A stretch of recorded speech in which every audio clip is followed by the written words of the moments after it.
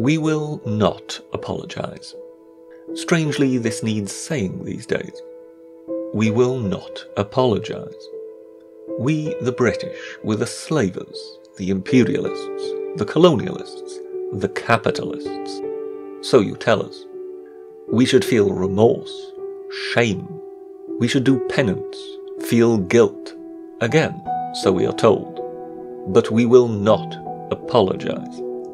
Our people gave the world the Magna Carta. Our people created a global trading empire raising millions out of poverty. Our people abolished slavery. Our navy, the mightiest in the world, hunted down the slave ships. Our people held the world's autocratic empires at bay so that liberty and democracy could prosper.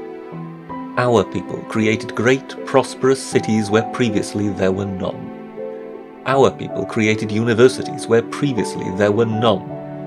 Our people created railways where previously there were none. Our people rid the world's shipping lanes of piracy.